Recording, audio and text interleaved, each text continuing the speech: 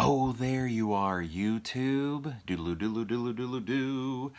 Subscribe if you're willing. No pressure.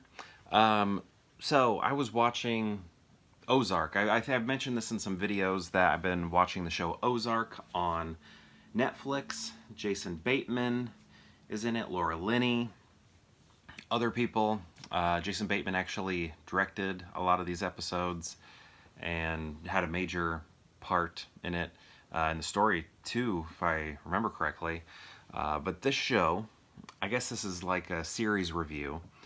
I don't know, I might just focus on things that I am happy about and not happy about, I guess, in terms of how the thing wrapped up and maybe a few things along the way. First two seasons, I don't think I have any complaints at all, but the third season felt a little different because the locations where we hung out the most, one of them anyway, where we hung out quite a bit in the first two seasons, the third season, it just like was barely mentioned at all. There was this place called the Blue Cat. So this show's all about money laundering and things like that. I don't know. I'm going to act like you've seen it.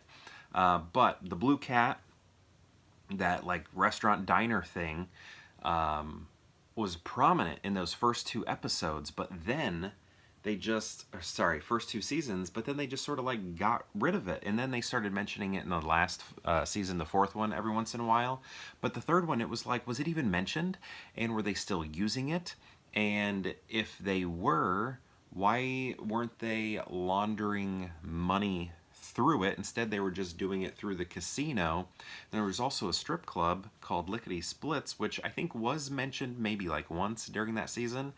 But there were always these money laundering issues, and I just kept thinking, launder it through the strip club. Launder it through the strip club. I just feel like that could be relatively easy.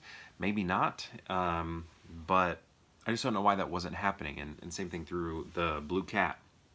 But the only thing I can think of was when they first got there to the Ozarks to start laundering money, they were doing it at a smaller scale. It was like, I don't know, maybe they had 8 million that they needed to launder, but then and they did that through those smaller businesses, also through a funeral home, which stayed consistent throughout the show. But once the pile of money grew, they had to do it through a casino that they started, and maybe the money was just too much to ever be believable to be spent at the restaurant and the strip club. That's the only thing I can think of, but I just wish they would have like mentioned them, like, well, we can't do it here because it's way too much money.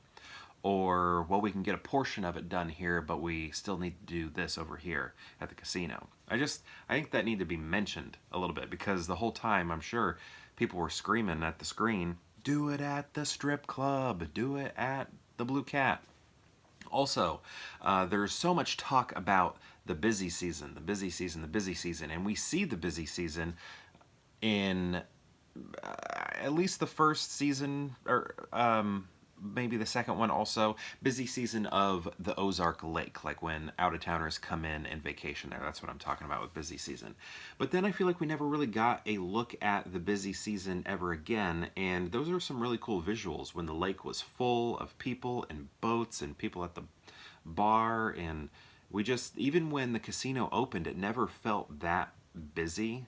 So I feel like that was a missed opportunity too. It was like, could you not get enough extras? But that may be the case actually because of COVID. COVID probably passed through during this, so they weren't able to get giant parties of people to be out on the lake and inside the casino and things like that, because it never really felt that full. Wow, I'm just sort of like figuring this out now.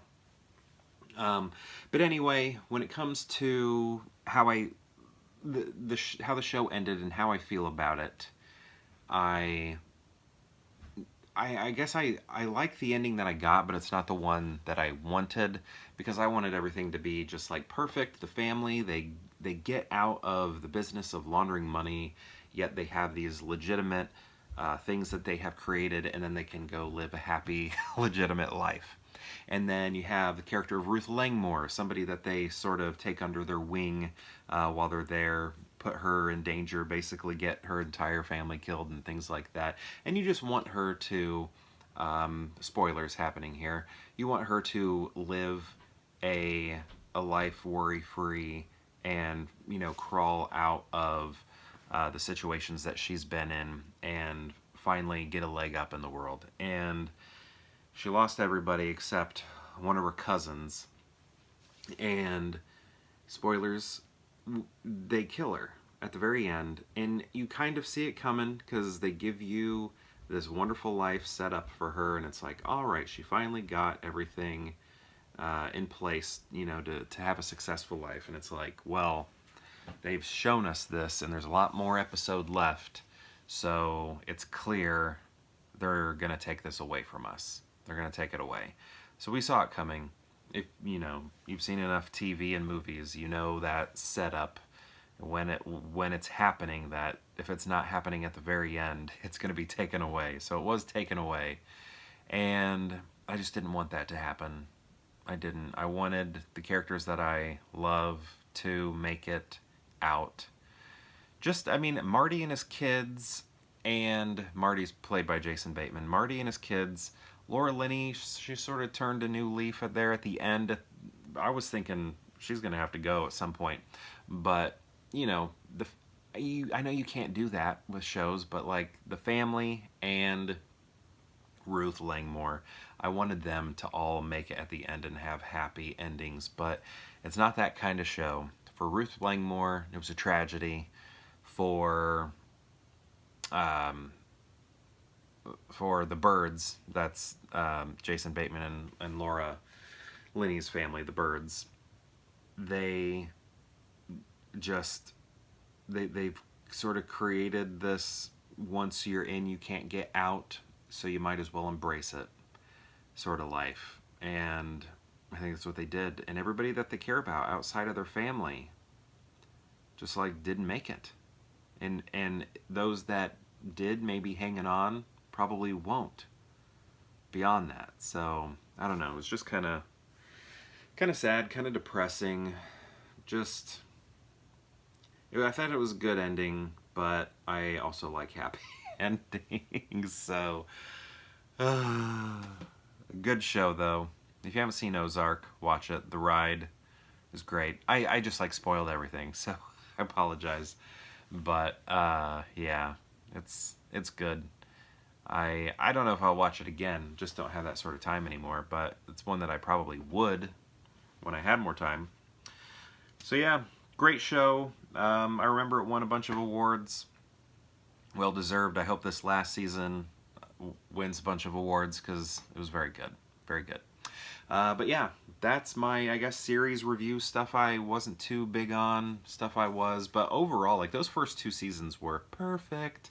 Then the things in 3 were nitpicks, 3 and 4 nitpicks. And then the end, again, I liked it, but it wasn't the one I wanted. But the one I wanted is sappy and saccharine and not good TV, right? So anyway, I guess that's my my look at the show. And I don't know, do you like Ozark? You watching it? Did you watch it? What do you think of it? How did it end the way you wanted it to? Go ahead and spoil things in the comments.